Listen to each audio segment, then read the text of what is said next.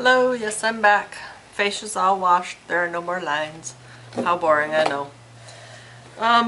Now for the actual makeup application of your foundation. First thing you want to do is add moisturizer, which is also a primer. Yes, we're painting walls. 2 to 3 drops, doesn't take a lot, and it's their M1 primer. This you want to spray everywhere where you're going to apply your makeup.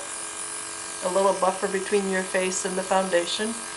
Although so far the foundation has not adversely affected the skin. I haven't broken out, haven't gotten any more red. I do tend to be red.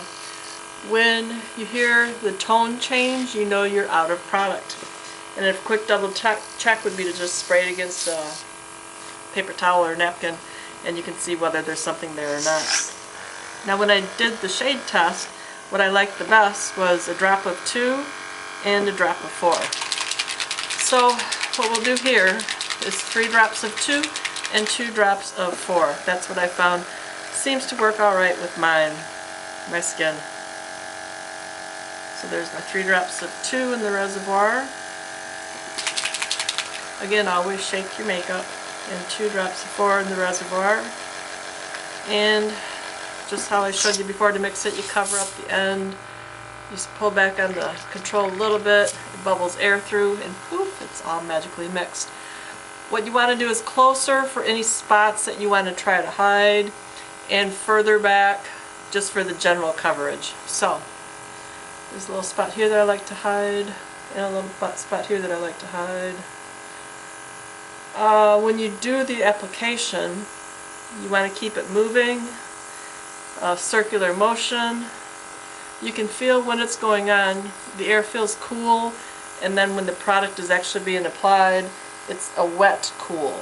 So it's a little bit cooler than just the air in and of itself. You don't want to purse your lips.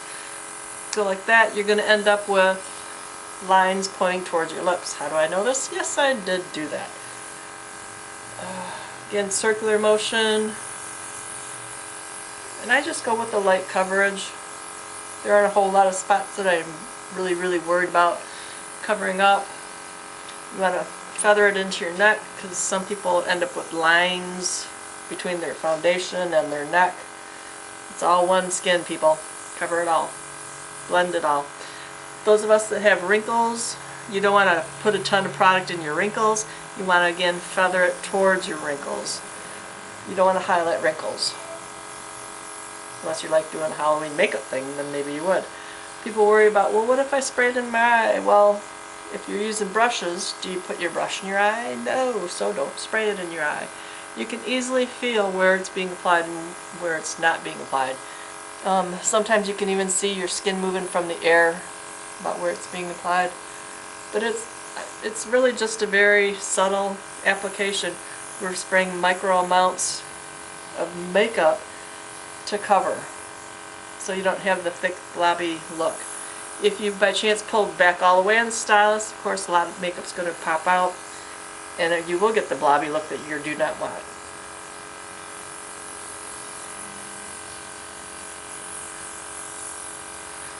And just keep applying until you get the coverage you want. If you end up wanting a lot of coverage, you might need to dry your skin in between. It dries very quickly. It's not a big deal.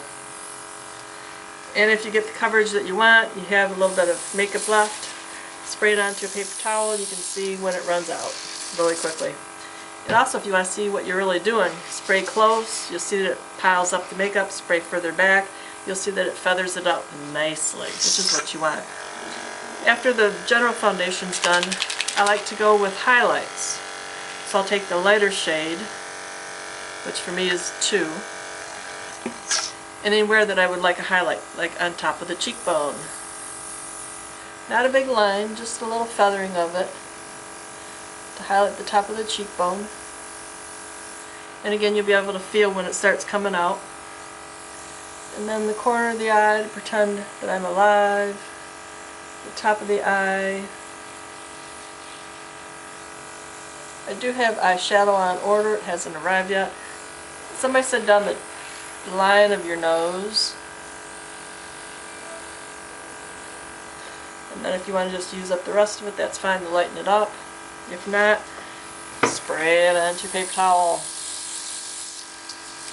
Oop, there was more left there than I thought. And then I go back and do low light. My low light, I don't have my bronzer yet, so I'm using shade number 4, which is a little bit rosy, as my low light. A couple drops of those. And there I would want to highlight the cheekbone area, the jawline, everywhere that you would normally use your bronzer or your low lights. If anybody remembers that one commercial where the guy that had no abs paintbrushed on his abs, this is kind of like what we're doing. We're highlighting the favorite things that we want to be highlighted and low lighting stuff that we don't want to see as much.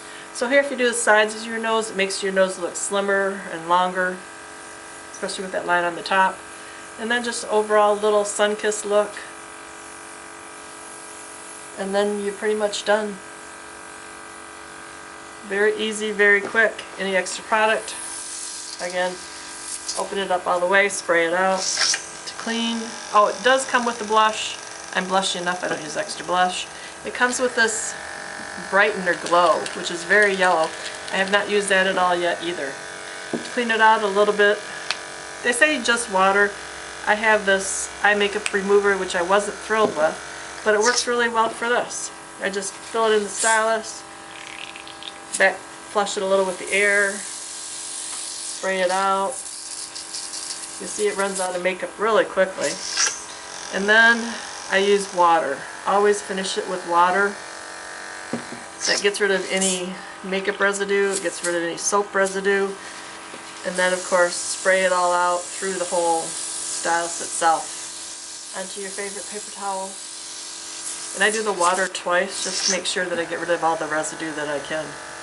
And that's it for the Luminess Air makeup. Your stylus is clean, it's ready to go again. If you want to clean it even further, what I do is I run a piece of clean paper towel through the reservoir, because sometimes there's a little bit of residue there, and then it's good to go. If ever you need to clean the stylus even more, you unscrew the back end, there's a bolt inside, you unscrew that, you pull out the needle carefully, you wipe the needle with a clean soft cloth, you put it back in, you screw on the bolt, you screw on the end, and that's done too. Oh, when it's out, you can also run when the needle's out, you can run a Q-tip or whatever on the very end to clean out that little bit of residue. But so far no problems, and it was very easy. Just love it. And after this, of course, you can go and do your eyebrows, your mascara, your eyeshadows. Like I said, I do have some eyeshadows on order. We'll see how that goes. That's it.